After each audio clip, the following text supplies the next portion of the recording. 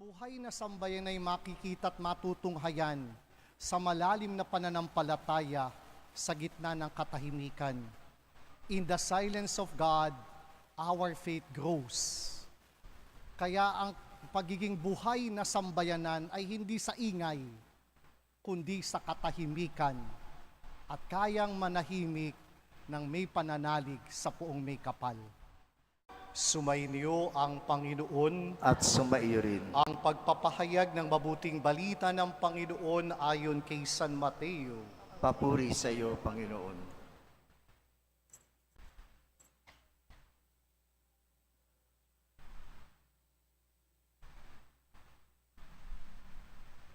Noong panahong iyon, napunta si Jesus sa lupaing malapit sa Tiro at Sidon. Lumapit sa kanyang isang Kananeyang naninirahan doon at malakas na sinabi, "Panginoon, anak ni David, mahabag po kayo sa akin. Ang anak kong babae naalihan ng demonyo at masyadong pinahihirapan." Ngunit gaputok may di lumingon si Jesus. At lumapit ang kanyang mga alagad at sinabi sa kanya, "Pagbigyan na nga po niyo siya," at nang umalis, siya'y nag-iingay at sumusunod sa atin. Sumagot si Jesus, "Sa mga tupang naliligaw ng sambahayang Israel lamang ako sinugo." Ngunit lumapit sa kanyang babae, lumuhod sa harapan at ang sabi, "Tulungan po ninyo ako, Panginoon." Sumagot si Jesus, "Hindi dapat kunin ang pagkain ng mga anak upang ihagi sa mga tuta." "Tunay nga po, Panginoon," tugon ng babae, "ngunit ang tuta man ay nagsisikain ng mumong nalalaglag sa hapag ng kanilang Panginoon." Kaya't sinabi sa kanya ni Jesus, "Napakalaki ng iyong pananalig, mangyari ang hinihiling mo," at noon di gumaling ang kanyang anak. Ang mabuting balita ng Panginoon. Pinupuri ka namin, Panginoong Jesucristo.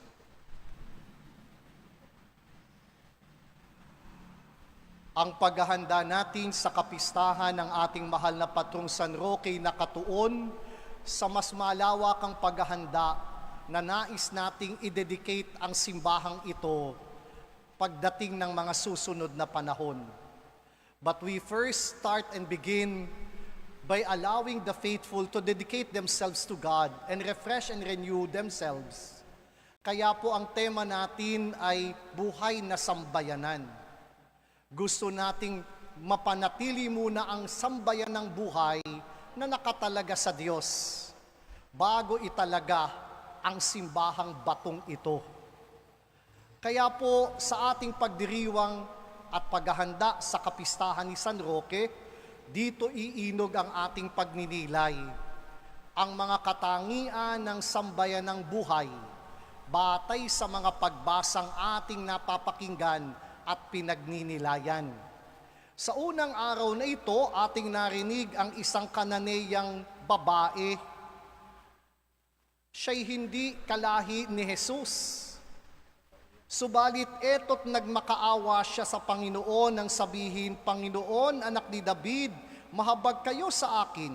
Ang anak kong babae inaalihan ng demonyo at masyadong pinahihirapan." At ano ang tugon ni Jesus? Katahimikan. Ni gaputok may di tumugon si Jesus.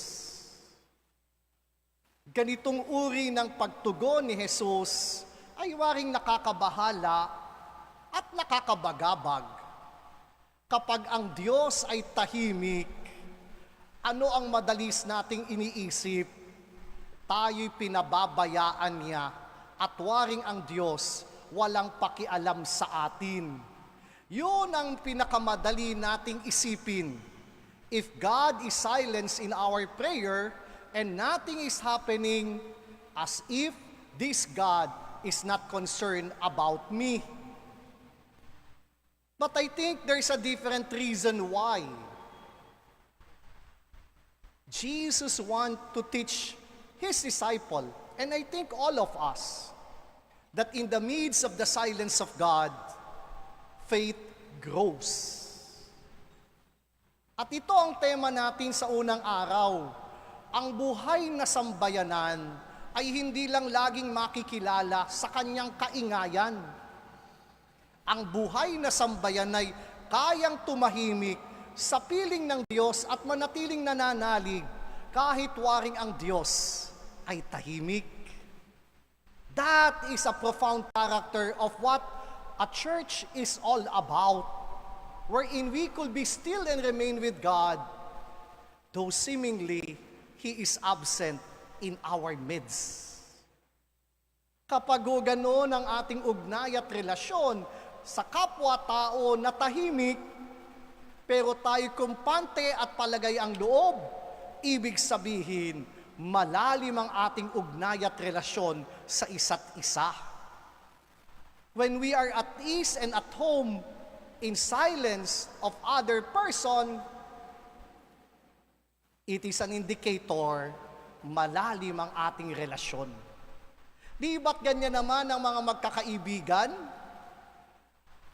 Kapag matagal na hindi nakikita at nagkita muli,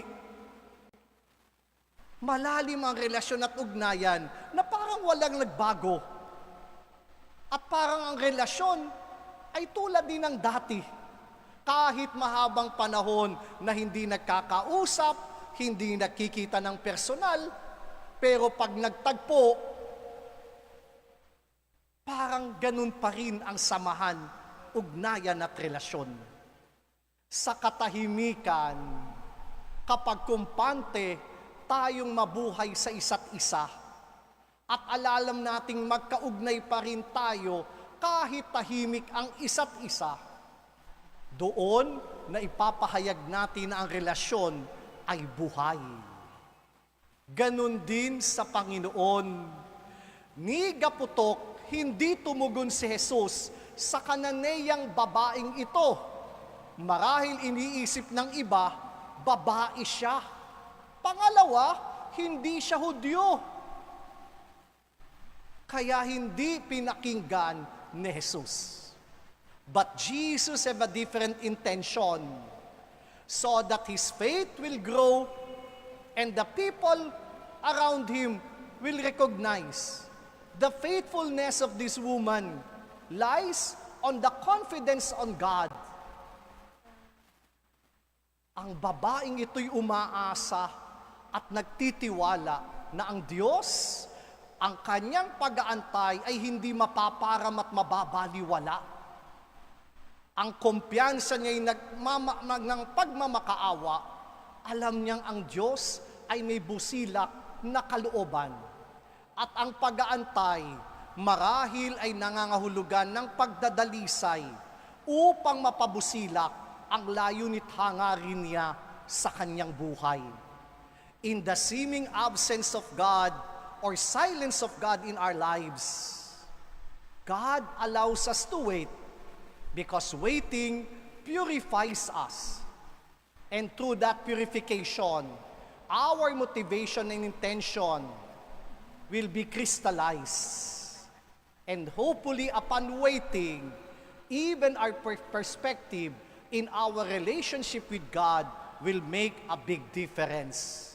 Dinadalisay tayo ng Diyos kapag nag-aantay at sa pamagitan ng pag-aantay, may panibagong pananaw na nabubuo sa atin at sa relasyon natin sa Panginoon at nababago ang ating pagtingin sa mga pangyayari at kaganapan sa ating buhay. Kaya ang pananahimik ng Diyos ay hindi nangangahulugang pagwawalang bahala. Ang hindi pagkibo ng Diyos, hindi nangangahulugang wala siyang pakialam. Mas tingnan nating may ginagawa ang Diyos sa atin, sa ating pag-aantay ng hindi pagwawaldas ng walang saysay, kundi may nagaganap sana sa ating malalim na pagkilos, na kung saan pinabubusilak, pinadadalisay ang ating layunit hangarin sa buhay. At kung tayo mananatiling tapat sa Diyos na nag-aantay, there will be new perspective of the way we look our lives and the way we relate to Him. Kaya ang pananahimik ay hindi nangangahulugan ng pagkapatay. Ang malalim na kahulugan ng pananahimik ng Diyos ay malalim na relasyon, malalim na ugnayan. Kaya nga maging si Jesus ay napahanga ng babaeng Kananeyang ito nang sabihin niya, napakalaki ng iyong pananalig, mangyari ang hinihiling mo, at noon di gumaling ang kanyang anak. Even Jesus himself appreciate and recognize the profound faith that he professed. And that happens because of his confidence and trust on Jesus, not on herself, but on Jesus, whom he knows is filled with compassion and love, especially to the needy, especially to those who are sick. Marahil ang katahimikang ito ay lubhang pinagkadalubsaan ni San Roque, sapagkat sa mahabang panahon ng kanyang paghihirap, waring ang Diyos ay tahimik. Ni hindi siya naparangalan nung siya'y nabubuhay pa sa daigdig, ni hindi nga kinilala na siya'y anak ng gobernador. But Saint Roch remained to be still in the silence of God. And in that silence, his faith grows.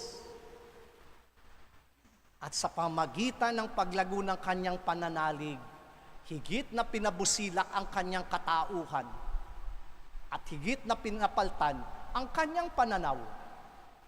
At kahit nga siya'y sugatan at binaliwala ng mga kababayan, hindi hinanakit at galit ang namuyo sa kanyang kalooban, kundi pagtulong, pagmamalasakit at pag-ibig. Ganung uri ng pagdadalisay ang ginawa ng Diyos kay San Roque sa gitna ng katahimikan. If God is silenced in your relationship and dealing with Him, and seemingly sometimes we feel that He is absent, huwag nating kaligtaan, God is doing something in you. And I hope you remain to be faithful. Just like this Canaanian woman, just like Saint Roch, who suffered a lot of silence of God, and yet prevailed to be faithful and allow the will of God be realized in their lives. Ang buhay na sambayanan ay matutunghayan kapag handang manahimik, sapagkat sa pananahimik, ang pananalig, yumayabong at lumalago, dinadalisay at pinapanibago ang ating pananaw sa ating pinagdaraanan, maging sa ating buhay. Tunay nawa ang ating sambayanan ay buhay dahil kaya nating tumahimik upang ang Diyos tayo hubugin at pandayin sa tuwid at tamang landasin na nais niyang ating tahakin. Nawa ang buhay na sambayanan ng parokya ng San Roque ay bihasa sa katahimikan ng Diyos at patuloy na tumanalig sa pananahimik ng Diyos sa ating buhay. So pagkatapos po ng misa ay bebendisyon na natin ang exhibit at susunod po natin ay ang prosesyon. Araw-araw po, pagkakatapos ng nobena ay may maliit na prosesyon sa ating sambayanan. Tayo po'y nagpapasalamat sa unang araw na ito ng ating nobenaryo para sa paghahanda sa kapistahan ng ating mahal na patron na pinangunahan ng mga Daughters of Our Lady of Solitude Portavaga, ang ating mga collectors and ushers group, ang sambayanan ng mahal na Birhen ng Portavaga, sa panguna ng mga punong barangay mula sa 62M at sa 62A. Maraming salamat po sa inyong pakikiisa at pakikilahok. Ang nobenaryo po'y 9 na araw, hindi ho 1 2 lang. Kaya kung ganito tayo karami ngayon, sana 9 na araw ganito rin ang namimintuho sa mahal na patron. Kaya para po maging ganap ang ating kapistahan. Kaya maraming salamat po. At bagamat maulan, marami tayong nakilahok at nakibahagi sa unang araw. At sa unang araw na ito, pinakikita sa atin na ang sambayanan ay buhay kung kaya nating makapanatiling sa Diyos na nabuwaring tahimik. Pero alam nating may ginagawa sa atin para lumago ang pananampalataya natin at lubos tayong sa Kanya'y manalig. If God is silent and seemingly absent, huwag nating isiping walang pakialam ng Diyos at binabaliwala tayo ng Diyos. May ginagawa siya sa atin. Walang iba kundi palaguin ang ating pananalig. Kaya ang pananatili sa Kanya, kahit na siya'y tahimik at waring hindi kumikibo sa ating mga panalangin, hari nawa ay magpalago ng ating pananampalataya. At kapag lumalago ang pananampalataya ng sambayanan, tunay na ito ay buhay. Sumainyo ang Panginoon At sumaiyo rin. at pagpalain kayo ng dakilang Diyos Ama, Anak at Espiritu Santo. Amen. Naihandog na natin ang hapag ng Eucharistia. Humayo kayo't ang Diyos at kapwa'y mahalin at paglingkuran. Salamat sa Diyos.